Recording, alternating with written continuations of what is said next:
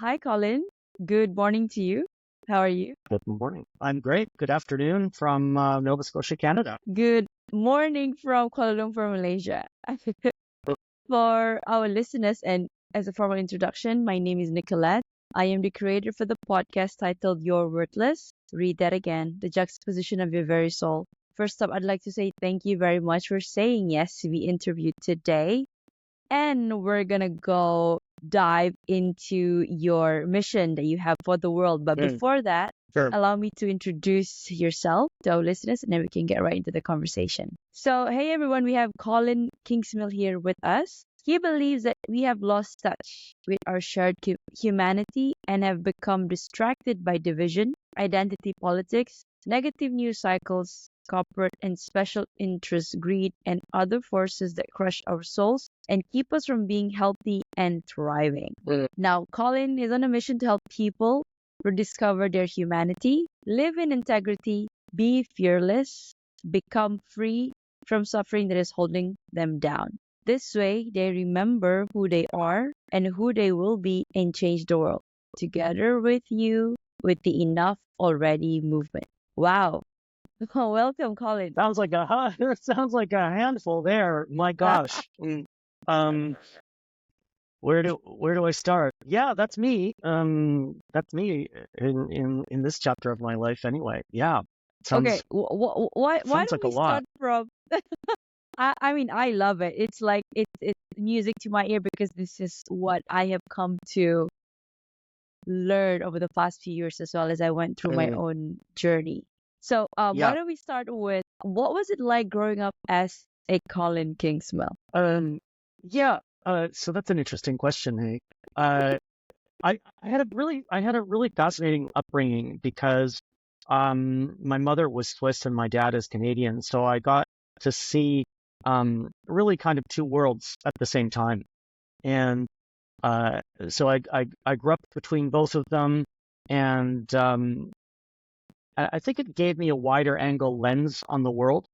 That being said, the first chapter of my life was all about ambition and all about success and quote unquote happiness and things like that, which when you're striving to achieve something that's all external, you achieve nothing, right? So talking about worthiness, I think my childhood, while it kind of was idyllic by any standard, I grew up with a sense of unworthiness.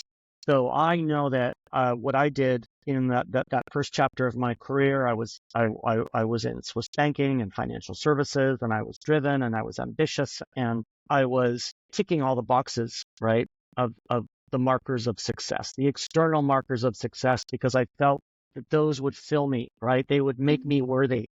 And boy, oh boy, Nicolette, did they ever not, right?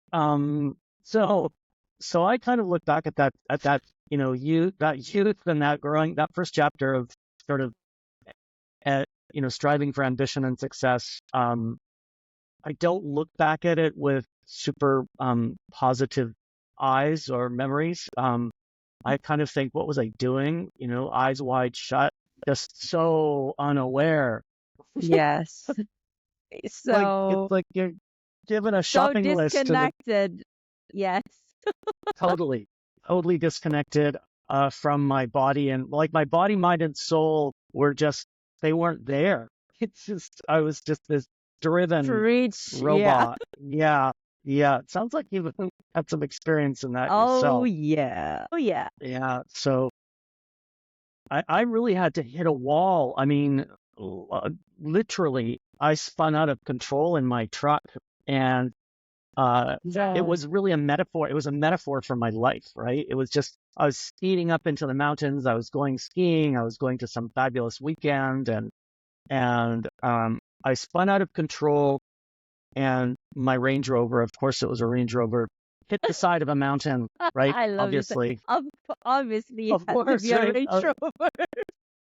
Had to be, but I hit the side of the mountain, and I didn't hit the lake, which Wow. I was like, oh, okay. I think this is a wake up call, to change, because I was, all the, I'm sure you have heard of and know of all the markers, right? That like the depression and the anxiety and the really just sort of the manic nature that you can turn into when you are sort of striving that Yeah, the much. burnout. But Mm-hmm. the burnout, yeah, that's another great one. Depressed, anxious, burnt out, and eating and drinking too much, and yeah, it's perfect. It's a recipe for disaster, I love how you right? are so cordial about this right now. Because it shows that you have truly worked through it over the Mm, course of, so many years. And I think you've been yeah. in this enough already movement for about 2 decades now, 20 years. Wow. No, I Uh, mean that's just starting. Enough already is just getting going. I have been in international development for 20 years, and I had to get out of financial services and get into something much more tangible. And that was chapter two. And chapter two, I call it all about all moving from shelf development to self development, right? So Self uh, development? Why yeah, self development? that's when all the books are on the shelf, right? But you're not really like Oh, you're you're not not really applying. internalizing them, right? It's like, Right. oh yeah, I read the you know I read the contents and I know what it's about. But I think you really have to internalize, all of that teaching and all of that learning, all of those experiences. And I think today now in this sort of chapter three, where I am much more focused on helping others and working with others. So we have a corporate and team and leadership development company with whole human coaching. Um, well, I do one-on-one coaching with my coaching business, and now with enough already, I'm trying to wake people up, right? To remind them that we're all human beings on this one rock, right? Mm-hmm. That that if you can live in integrity and be who you really are, you can avoid the things like depression and anxiety and burnout and all the other mental health challenges that come with that disconnection between who you really are and who you're portraying. And my third kind of thing is fearlessness, and if you can take your humanity, because that kind of repositions everything, right? It's like makes you think twice about what you're doing and how you're treating others and how you're treating the planet, and live who you are. If you start to become fearless, I think the possibilities really become unlimited for you, right? So it's like untether yourself from the guilt and the fear and the 25 other um, ways that fear manifests itself in society and in yourself. And to me, if you can do that, that liberates you to be who you really are, right? To be, and that's why I say remember who you are, because you're here for a reason, and the reason is not to sit and get drunk or play games or be medicated or be depressed. Life doesn't have to be this way. So that's really the mission that I'm on. And that has taken 20 years to kind of get myself to that place of, oh, now this all makes sense. So that's why I'm on this mission to help people accelerate, right? They don't have to take all the time I did and read all these books and all those books and all the books in the other room. It's like, it's simple actually. Let's, yeah, it's simple. We can help you get there faster to a Okay, I place of, know I kind of jumped straight into chapter 3, but I want to go back to chapter 1. Can you give us a sure. summary of what happened in chapter 1 and then chapter 2, and then we're going to tie it back to now, Okay. chapter 3? Sure, sure. So chapter one was all about sort of early childhood development and going to university and things like that. What happened in my life, and it's nobody's fault, but Mm. I was the weird one. I was the quirky one. I was the kid that didn't fit in. We lived, uh, you know, kind of remotely. So I grew up in an orchard and then I grew up in a forest on an island. So I didn't have a lot of social connection and social contact. I guess I was the loner, right? The kid that nobody wants to talk to, the kid that gets bullied, the kid that gets left behind, and that in me, it created this sense of unworthiness. Like I felt because of that, I had to be bigger, better, wiser, smarter, To wealthier, all compensate this. all of those. Exactly. Mm, Exactly. So what did I do? So child, and I think this is so important for early childhood development, right? Like a kid became traumatized, right? Because of whatever.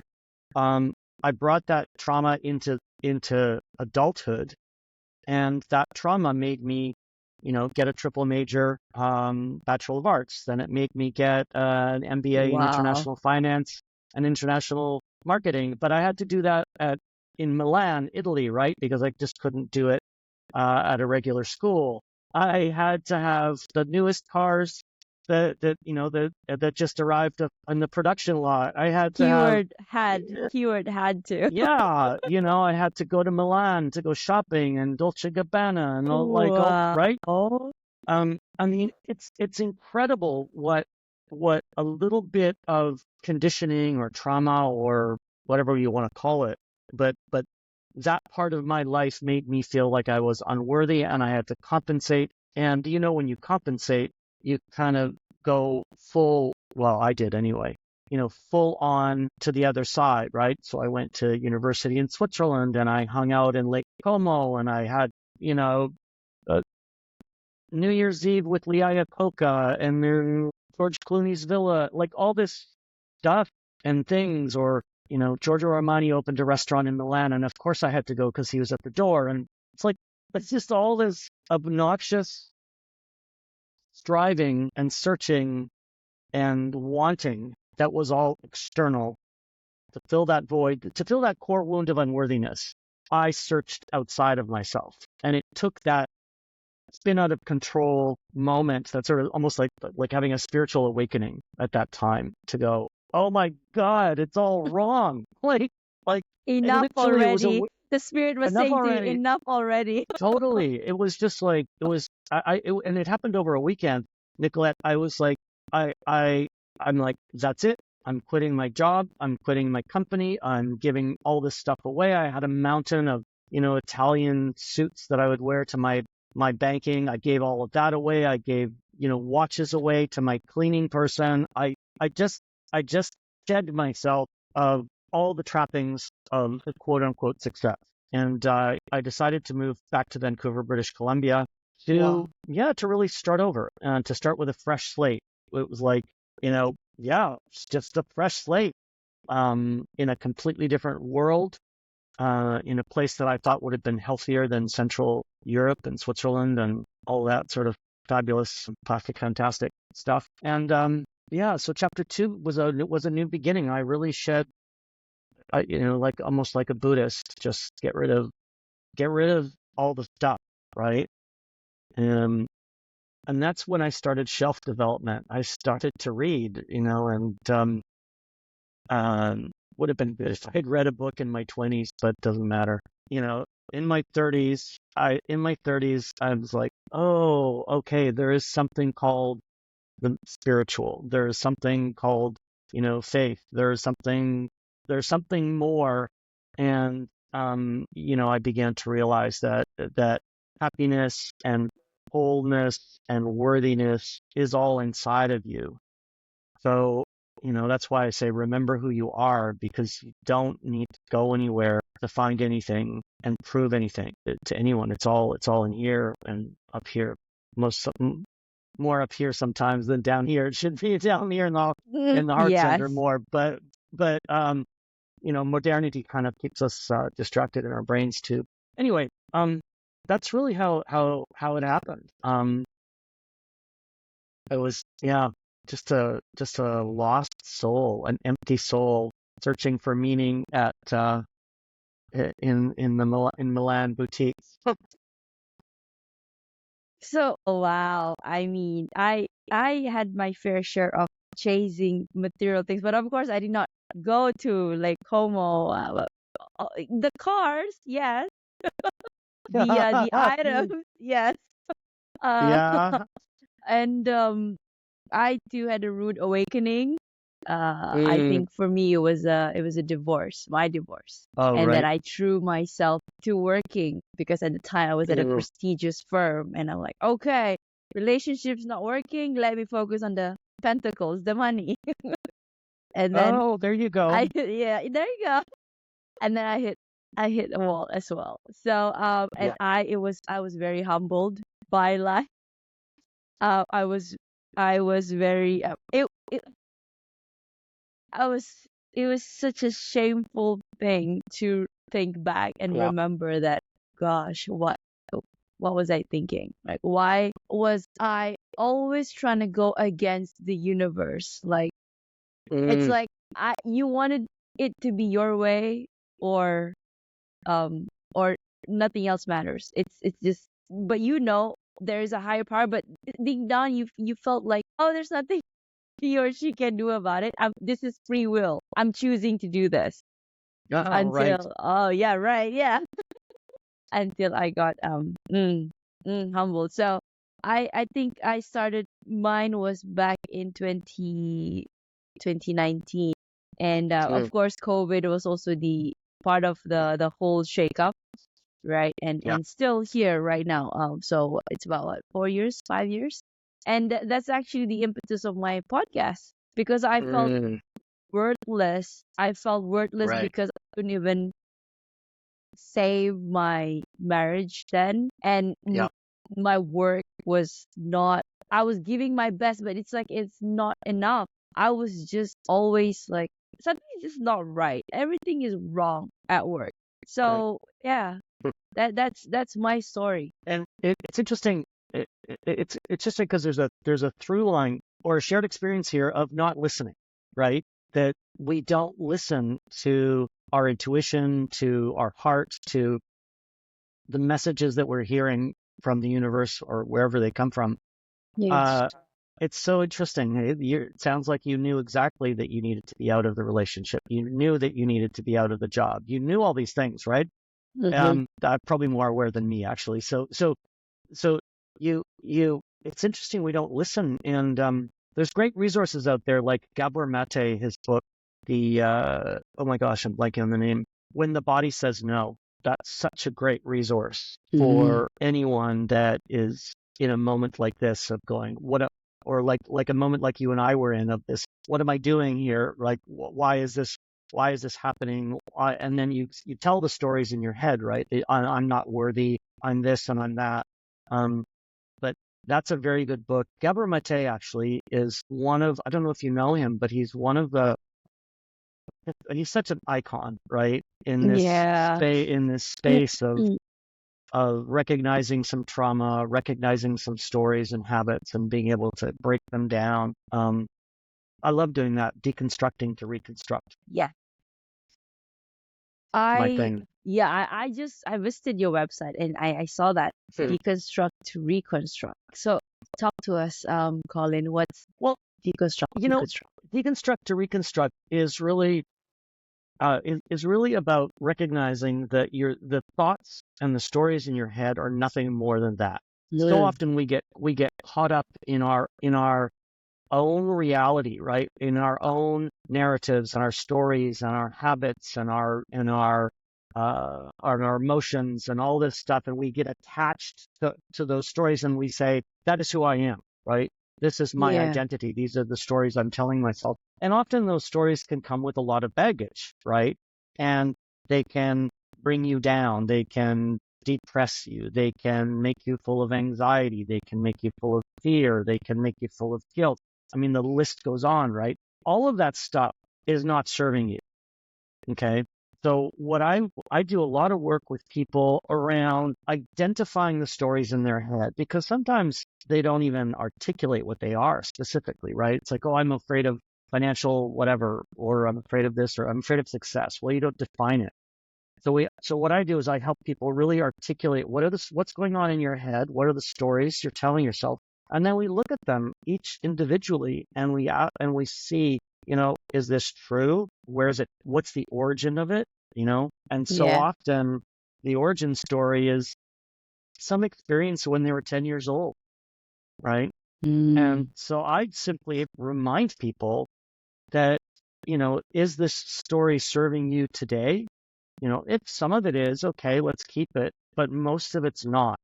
And once they go back in time and have this um, aha moment, it it's kind of joyful because then they can take that space, right? That because it costs energy to hold all those stories inside, right? You're like, this is my identity, this is who I am, and I believe this, this, and this every time I wake up. I'm like, these are the Yeah, stories in my head. I'm reciting gonna, your creed. yeah, totally, totally. So I'm just gonna spin out of control today in that space and around those stories. Well, no, it doesn't have to be like that. It, Hmm. it that's my message to everybody. It does not have to be like this. Let's rewrite those stories based on today, because the ones from the past, they most often aren't serving you, most often aren't serving people at all. So that's what I mean by deconstruct to reconstruct. The stories in our head, what do you want to listen to? And then it's like, deconstruct to reconstruct and choose the radio station that you want to be living on, right? Because that's all we are radio frequencies. And you can choose to be way down here in the low stuff and full of all that negativity, or you can look up and be on a station that, connects you to other people around the world like you that, are working positively to make impact and to make change. And, what station do you want to be on? It's your choice. What are the stories and what radio station do you want to be on? That's Can you it. share with us some of your one of the maybe unforgettable success stories that you've had with your clients so far? Yeah, my gosh, there's so many of them, and I've had clients now for years, so I feel as though I've turned into their Yoda almost, right? I'm like with them. The S- go-to. so CK. yeah, exactly. That's a good one actually. I have to write that down. Uh, you know the six the greatest success stories are always the ones where you unlock people in that Flintstone moment of, am I telling myself an old story, right? So I'll give you an Oh, yeah. example. I I Mhm. I've I've been working with a person for quite a few years now, and he's a lawyer. I mean, I was with her while she was studying in the United States and stuff like that. But she was, she was saying to me how much how stressful work was, right? And how hard it was, and how she had to manage everything and manage everybody and be in control, and it was really bringing her down. It was hurting her body actually, right? It was Mhm. physically, the stress gets into you. I'm sure you know about this, right? It Oh, gets yeah. into you and it stops you. And she's like, I'm debilitated by the stress at work. And we just started to dissect it. Like where is that control coming from? Well, it turns out it came from early childhood development. Actually, not even that early. She was over 10 years old at the time, and she felt in that time, 20 years ago, that she had to be in control of her family, like her brother and her mother and her father, and she was the eldest daughter, and all the things Right. that. So she took that on. She took that responsibility on, but she's doing it now, 20 years later as well, in a professional law office, right? So that Mm. that doesn't that that that situation is totally different. It's not you anymore. And the minute she realized that, her whole body let go. And Oh. she was sore for the next day because the muscles were just letting go. And she went back to work on a Monday and was totally transformed. He just let it go. And the experience changed, from day to night. So it's those little experiences, right? It's those pivots in the road that might not seem like they're big today, but you do a 1 degree pivot or a 2 degree pivot today, and you're going to be way off over there in the future, as opposed to where you were headed. So I love those moments of people just, knowing that they can always come to me and we can unlock something, dissect it, and don't use it anymore. Don't need it. Mhm. So Mm. those are the best. Those are the best, really, for me. Yeah, and in teams and in leadership, it's when people realize that they are already leaders, that there's nothing to Ah. fix, that Oh, I it's love that. inside of them. So all I'm doing there is I'm just kind of shining a light somewhere Mm. where you might not have looked. Mhm. So those are great moments too in leadership and sort of leadership development where somebody it pops, they're like, I don't have to, 10x things and read every business book out there. It's inside of me. Again, here we go, like recurring theme, right? It's not out there, it's in here. So yeah, those would be the two things for sure. I love that. I love that. Because I also just left my 9 to 5. So right now Oh, I'm good. in the process of building my own practice as a hypnotherapist, and Oh, I wow. coach. So yeah, and also Brilliant. thank you. And I've been getting a lot of insights, like really Mm, golden nuggets mm, from my guests, you yourself included. And thank I you. sometimes when, like today, I am, because when you're in this practice, you're no longer with 9 to 5, you're on your own, right? And it is a scary experience. And then when you're putting yourself out there, especially when your peers are, nobody in your circle has done this before, but you have seen somebody else do it, but they're outside of your peers. You sometimes you become, how do I say this, you're like a deer struck by the headlights. It's like, okay, Yep, what do I do next? What do I do next? sure, Like, I don't want sure. to, I want, you want to help because you're very clear on your mission, you're very clear on your purpose. But Right. then sometimes that noise, or just that tear, but then you just gotta have to push through it and maybe take one step at a time. And mostly it's the projection of what you think the society will think of you. But then if you see on LinkedIn, like everybody else is just like posting their own thing, they just want to get themselves out there. So Uh, why are you scared, right? Like that's how I'm telling myself, like, and there's nobody else like you here on earth. You're one of you. So your essence is needed and you're unique. So just, even though you haven't figured everything out, just put it out there. Just put your content out. Damn it. yeah, exactly. Do it. Just do it. I mean, Yeah, just do the it. the the amount of times that I have said yes to something, right? Uh, not knowing what's next, like not Colin, I is did that for my so good. marriage, Colin, and it just not turned out well. I was like, uh, I mean, there were signs, right? And then my dad was like, "Are you sure?" And then I was like, but then in my head, I'm like, if I don't take this, what, it would be a what if, like 5 year down the line. So I might as well. And then, I mean, this is where I am now. This is the result of the action or the choice that I made at the time. But then Right. again, I always bring it back to focus. It's like there's actually no failure, to be honest. It's just a redirection to where you're Well, supposed to be. exactly. I mean, without failure, you don't learn anything. There's no lesson, right? Yeah. Mm-hmm. That you yeah, I just asked, I guess the question to ask is, do I want to stay contained in this little old box that was my story, like yours of Mm-hmm. marriage or 9 to 5 or whatever, or do I want to be expansive and grow? And what's the cost to me, right? And I think the cost Yeah. of staying small and the cost of staying confined to a marriage that's not working or a job that's not working is so much more than letting go and being expansive and saying yes and trying and failing and possibilities. But in the latter, I think you are alive, right? You Yeah. right? Whereas Oh, in the wow. Thank past you you. weren't, right? It's like, so I think everybody deserves to live in that state of expansive aliveness, as opposed to Mm. drugged up, with coping mechanisms and medicine and shopping or drugs or whatever your coping mechanisms are, right? That's expensive on this, Mhm. right?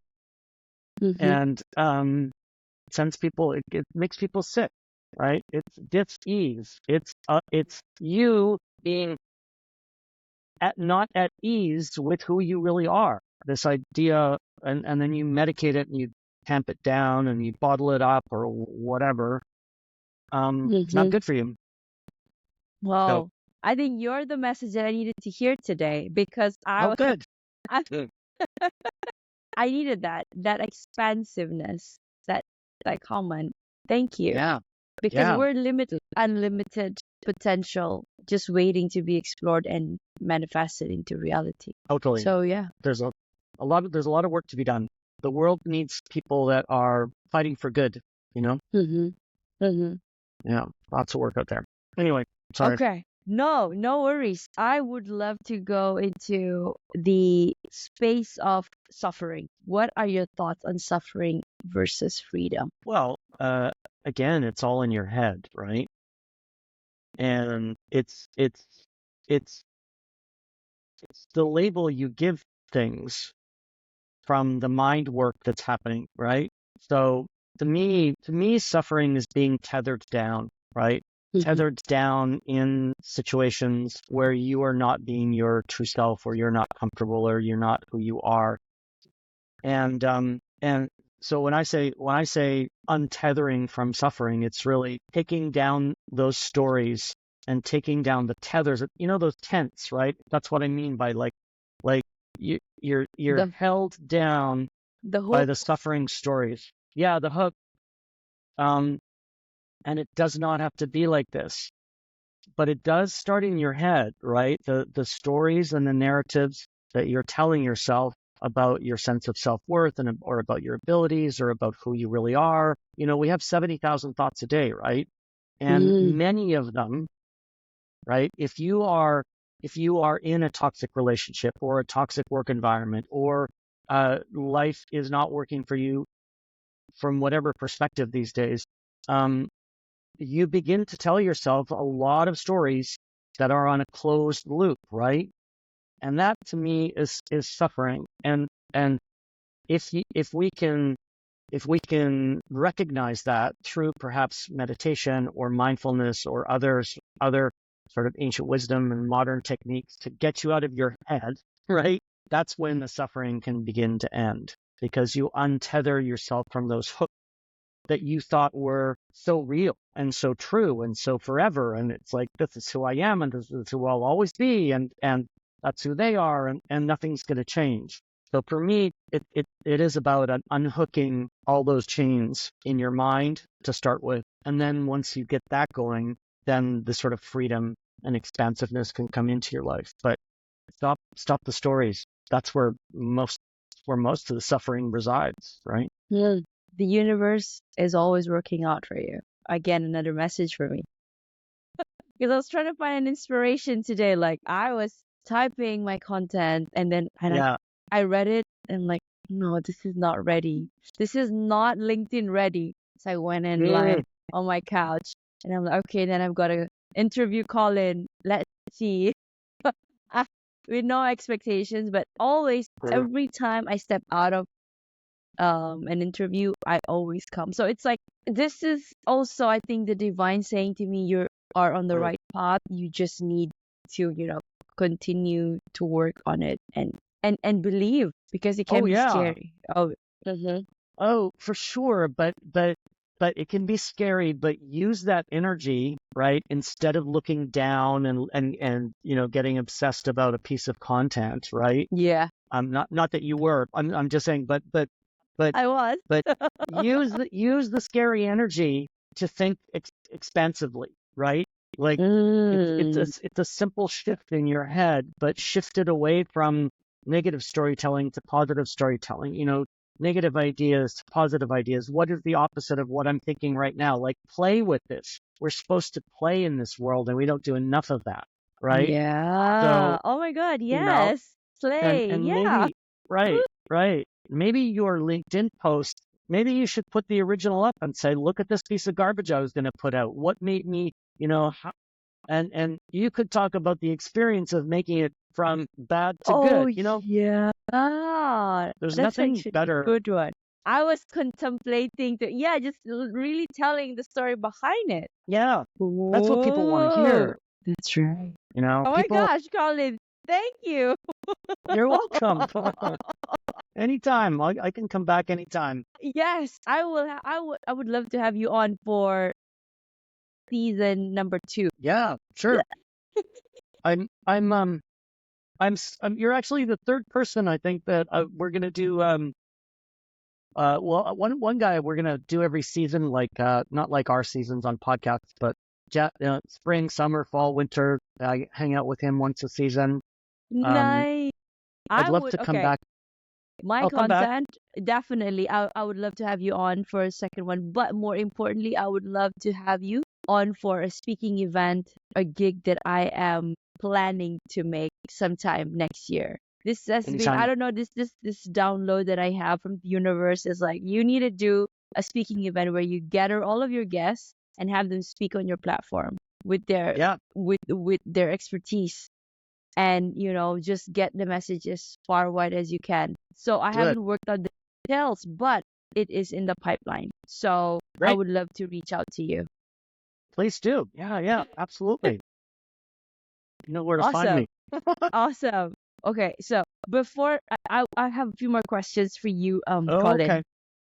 Okay, so how does living in abundance versus living in lack changing the world? I mean, how do we shift that? Because, okay, again, abundance, right? Sure. Money is always the biggest thing, one of the biggest thing Yes. in a person's head. So how can they change that, shift that, recognize that, Yeah. and then shift it? So what you want to do is change the relationship that you have with money. Okay. And I don't mean the physicality of it, but you change the relationship that you have with the energy of money. And there's a very good book for all of your listeners out there that might be having trouble in shifting from lack to abundance. It's called Love Money, Money Loves You, and it's written um, it's written in the voice of the energy of money speaking to you. Because what happens so often in today's world, we will have a thin layer of positive thinking sitting on top of a vat of negative thinking, right? So on the one hand, you'll have your positive affirmation on the wall there in the office, but in your head, you're telling yourself 100 things about being scared of money, and that money and there's lack, and there's not enough of it, and there's never enough, and people are poor, like all these beliefs, right? Unfortunately, and if you're dialed into something like the law of attraction, all of those messages get heard in the Mm-hmm. universe, right? Mm-hmm. So you can't look up there and read positive affirmation or a book for 10 minutes, but then spend 24 hours or 23 hours and a half with those negative thoughts in your head, because money, the energy of money, or however else it's expressed, love, friendship, family, health, all of that stuff, it all comes back to you. So make sure you're speaking to money and abundance and love appropriately, right? Make sure you're being laser precise uh, with your questions, and it's always listening. The universe is always listening. So speak appropriately and speak accordingly, and make sure that your energy that goes back to the radio station that I was, you decide every day when you wake up where you want to tune into in the energetic world, right? In the world of the universe. So change the radio station if you're feeling lack or you're feeling fear. Um, because it makes a huge difference. So I would definitely recommend that book, Love Money, Money Loves You, if you're living in that world of lack right now. It's Mm-hmm. amazing. But that to me is what is all is what it is. That sounds, there's a circular comment. It is what it is. I sound like a political candidate. No, it's it's it's it's it's really it, it's really It's really what it is. ask yourself what you're yeah ask yourself what you're telling yourself when you're quiet, right? Yeah. Because it's like, oh, you Mm-hmm. read a good book and you're like, oh, happy, positive, law of attraction thoughts and the secret and all this other stuff. The problem with all of that is that um you see it or you read it once, right? And you think you think you're thinking positive thoughts, but they're really sitting on a whole bunch of negativity. So make sure you are aware of the stories you're telling yourself and the belief systems you're telling yourself, because they come true, right? Ooh! Okay, I've got this. fire within me. Okay, I'm gonna Good. post it out tonight, Colin. That's Right? awesome. And then That's great. tomorrow again, new one, new one, new one. Okay, Perfect. yes, Good. I'm glad we had this conversation. me too. So, Colin, what are you working on presently? At the moment, I am really working on. We want to change the face of coaching and leadership development. Mhm. We, with my colleagues at Whole Human Coaching, we feel as though the paradigm, or let's just, how do I say this? I think coaching and leadership development no longer reflects the complexity of our times and doesn't look at people holistically, right? So Mhm. what we've been feeling in the last couple of years of coaching and team coaching and leadership development, it's like a little bit like going into an emergency room, like where, a professional comes in, a CEO or whatever, and it's like emergency room triage, right? And then we send them Right. out, right? Uh-huh. So, but that's not enough. We don't want to be an emergency room, right? For a team You're or gonna a be the leader or a CEO. wellness, the Yes. So it's wellness much, center. it's really this kind of taking coaching and leadership development, which has been really kind of in these tracks and just going wider. Like, how can we look at you holistically as a human being, right? How is your nutrition? How is your well-being? What is there ancient wisdom that we should look at? Are there indigenous teachings that we should look at? And really kind of spanning ancient wisdom to modern science in working with people, because honestly, like even leadership development courses, people come in and it's like, oh, rah, rah, rah, and then they leave and they're still as burnt out as before and Yes. depressed and lateral violence and teams that are like eating themselves apart. So that's what we're working on now is reimagining the world of coaching and leadership development. I love that. Yeah. I love that. So is that gonna go like into the future? Like what is next for you? The next steps are my colleagues are coming here in 10 days or so, and we're gonna sit outside in nature and map it all out. So we're right now we're mind mapping on Zoom, right? Because we're Uh-huh. across Canada. So Right. so so yeah, I'm gonna get off screen and get in person, map it out, and start to My God. shake things up. I love it. I can feel the energy, like the excitement coming. Oh, that's good. That's awesome. I'm glad. Uh, I mean, this y- is something that I could definitely learn from you as well as I'm building my own practice, right? Like right. I Sure. truly resonate whatever that you were saying. Like it is like it's like an ER thing, and then off they go, and then what Yeah, happens then we don't know. So it's like exactly. it's good that you're seeing it holistically, and also Yeah, I am naming my thing, my practice as holistic lifestyle. Nicknar's holistic lifestyle. So it's like yeah, living holistically. So ah, okay, yeah, this is and the sign. that's great.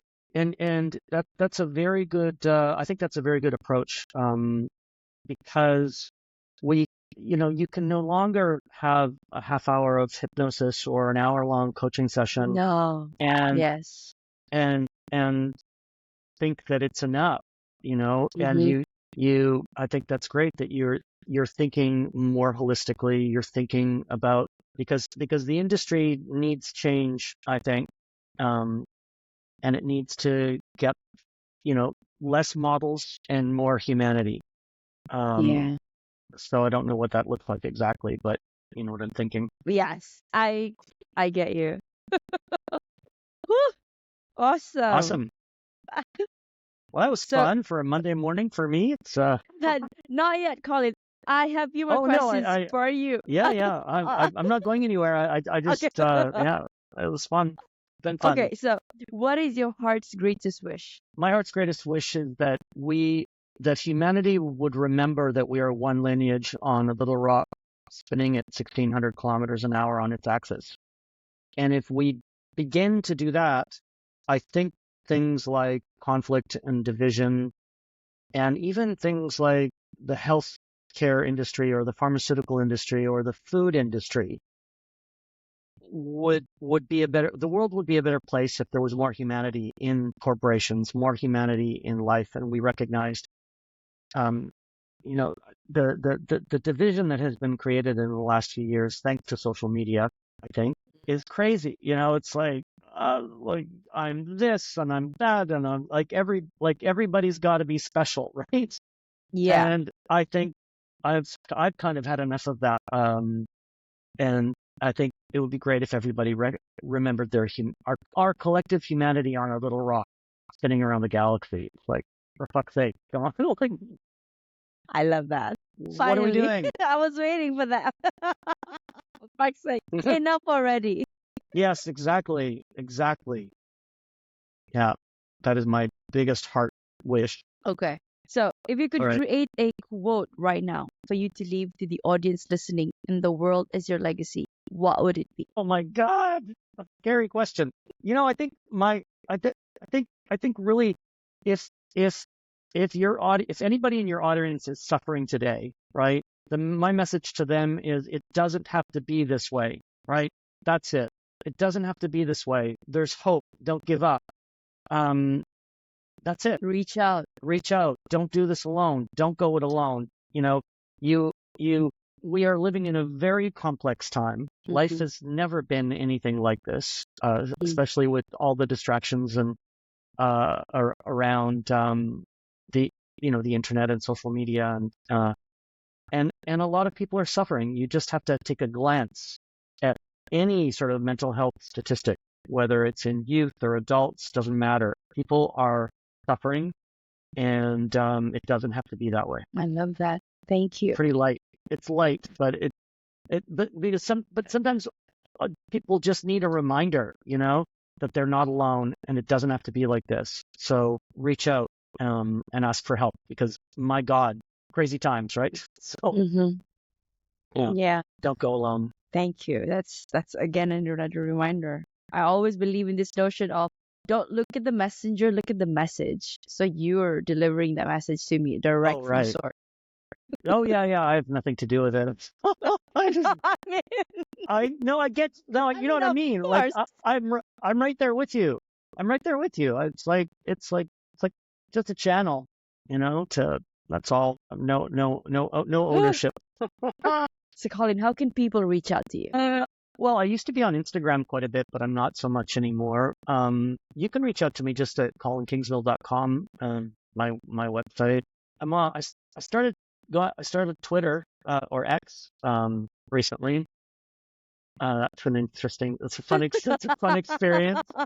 I'm on there. And yeah, Instagram website. I'm not on TikTok really. Long answer to a short question. Yes, I'm on LinkedIn, but I don't know. It feels like it's turning. It feels like it feels like a little bit like a garbage dumpster these days. I don't know about you, but do you think so? But oh no, maybe it's just me, because like I'm getting all of these people that just get in touch because they want to 10x your business and multiply your business and expand your business and get more sales and get more leads. But they're reaching out to you for your advice to coach them. No, they're reaching out to sell me something, right? Right. Yeah, I get that too. Yeah. Okay. Okay. Oh, anyway, I'm on LinkedIn. I was doing a newsletter for a while and I haven't really done that in quite a few months, but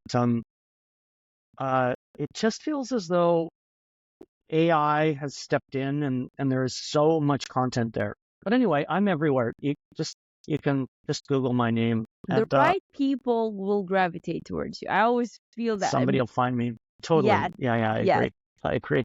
Like again, especially you started this like long time ago. Imagine me right now. I'm like, there's so many coaches out there. Like, why would people listen to me? I'm like, you know what? Just relax. The right people come to. Yeah, relax. But also, you want what you want to do is decide what your brand promise is, right? What is your promise to the world? What is your promise to the world of coaching and to the people that you will coach? And you really want to articulate that. What's your promise? What are your values? What are your attributes? How are you different? What is the special spice that you are bringing to the world, right? And it's there. It's just a question of thinking about it a little bit and articulating it. That's how you distinguish yourself, right, from the masses out there that And there are many, many. Thank you. Yeah, Again, you're another welcome. My message. God. Yeah, I So got wow. That was a mini coaching that was session. fun. Oh, a little bit, A little bit. a little bit. Oh my God. Thank you so much, Colin. And for our Hey, you bet. listeners, and there you have it, guys. You heard it from Colin Kingsmill. Before we close off, Colin, I'd like to thank you personally for the work that you're doing for the world and for advancing every step of the way, Thank despite the you. challenges, creating trails for those that will come after you. For our listeners, this has been that one podcast with that controversial name, You're Worthless. Read that again. The juxtaposition of your very soul. Now, if you find yourself thinking that you're worthless, you're probably not alone, but more importantly, ask yourself a level deeper. If I'm worthless, then why the heck am I here? It is because your soul have chosen to be here energetically, all the way from the ethers, and for that reason itself, you are worthy and you are enough. This has been Colin Kingsmill, your guest of the day, and Nick Niaras, your host, signing off. Thank you so much, Colin, for your time. Bye bye. Thank you.